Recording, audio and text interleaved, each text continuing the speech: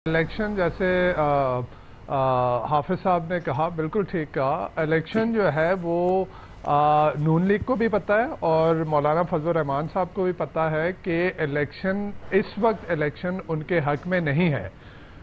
जो गैलप के सर्वे आया है वो हमारे सामने है, लेकिन इसके साथ साथ मेरे ख्याल में नून लीग और मौलाना फजल रहमान की जमीयत उलमा इस्लाम फजल रहमान ने भी अपने भी सर्वे करवाए होंगे। अपना भी उन्होंने जो है अपने हलकों में जाके अपने वोट बैंक को भी देखा होगा कि जो कुछ इन्होंने 15 महीनों में पीडीएम की गवर्नमेंट ने किया, तो इस कारकर्दगी के साथ इलेक्शन तो वो नहीं लड़ सकते। ठीक, अच्छा, वो बात वही है। अब वो इलेक्शन की बजाय वो सिलेक्शन की तरफ देख रहे हैं, और सिलेक्शन में जब से घोड़े बदले गए हैं तब से मौलाना साहब के तेवर भी बदल गए हैं। मौलाना साहब के गवर्नर साहब केपी में बैठे हैं और वो जो कुछ भी हो रहा है वो सबके सामने है, केपी के लोगों के सामने है। लेकिन एक बात वाजे है कि केपी में जो मौलाना साहब जहां से वोट लेते हैं, जहां जो उनका स्ट्रॉन्ग होल्ड है, जहां जिसकी बेसिस पे वो पार्लियामान में आते हैं, वहां पे भी जो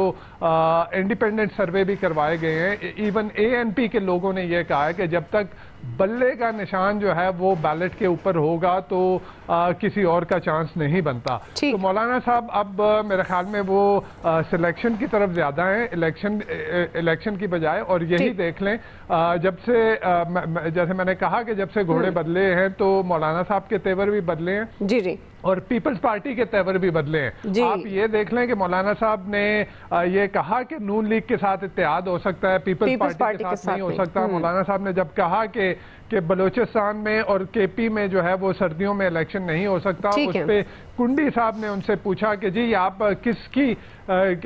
ये किसकी जुबान बोल रहे हैं। तो बेसिकली जो कहा गया है कि मुल्क को पहले स्टेबलाइज करना है और उसके बाद जो है वो इलेक्शन होना है। तो जो सिलेक्शन की तरफ देख रहे हैं वो उसी के साथ जाएंगे कि मुल्क स्टेबलाइज हो और फिर इलेक्शन हो। ठीक है आमिर साहब, फिर ये इलेक्शन सिलेक्शन का मामला है और मौलाना साहब चाहते हैं कि मामला सिलेक्शन की तरफ जाए।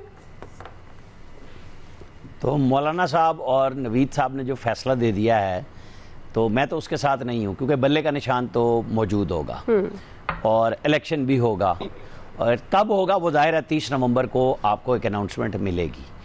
उसके बाद इलेक्शन नहीं होगा तो प्राइम मिनिस्टर का आपने शॉर्ट सुनवाया अभी स्टार्ट में उसी इंटरव्यू में उन्होंने कहा आइन का आर्टिकल 254 इसीलिए है। आपकी तो मुलाकात भी हुई ना उनके साथ। जो जी आपकी मैं बता रहा हूँ ना, अगर कोई काम ना हो सके वक्त पे तो वो काम वक्त के बगैर अंजाम दिया जा सकता है। आपको पता है ना, सुप्रीम कोर्ट ने 27 सफ़े की एक बड़ी शोरा फाक फैसला भी लिखा, उसमें किसको सजा दी उन्होंने।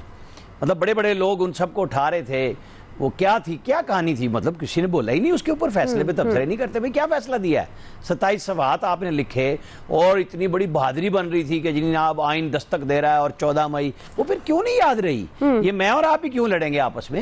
ये जिन्होंने फैसले करने थे, जिन्होंने सुओ मोटो लिए थे और वो एक ट्रांसफर के ऊपर लिए थे, ना वो ट्रांसफर करा सके ना वो सुओ मोटो के ऊपर फैसले के अंदर कोई जान डाल सके। तो ये सख्त जान की जिम्मेदारी है, या तो वो कर ले फिर फैसले। मेरा ख्याल है कि अभी टाइम हमारे पास है, हम गपशप इसमें बहस करेंगे। इलेक्शन तो हो जाने हैं, मुझे तो बिल्कुल उम्मीद है इलेक्शन होने जा रहे हैं। अब जो सिलेक्शन की बात है, जाहिर है वो डिमांड होती है कि 2017 और 18 वाली गेम डाल के जो सिलेक्शन हुई थी वो सबको काबिल कबूल थी। उस वक्त अगर नवाज शरीफ जेल में थे और इमरान खान बाहर थे तो वो काबिल कबूल और बाइज्जत इलेक्शन थे, चूंकि इवन लेवल प्लेइंग फील्ड दी गई थी इमरान खान साहब को। आज अगर इमरान खान अंदर हैं तो जाहिर है पूरी जमहूरियत, तूफान, सिलेक्शन, सख्त जान सारे अंदर आ गए कि जनाब पता नहीं क्या हो जाएगा इस मुल्क में। मौलाना फजल रहमान नब्ज़ें चेक करते फिर रहे हैं, सख्त जान को बड़ा क्रिटिसाइज कर रहे हैं। अभी धड़कन उनकी अभी उनकी धड़कन तेज है मौलाना फजलुर रहमान साहब की। अभी उन्हें थोड़ी सी एक आधी गोली दी जाएगी, वो ठीक हो जाएगी, वो भी इलेक्शन पे ही आएंगे।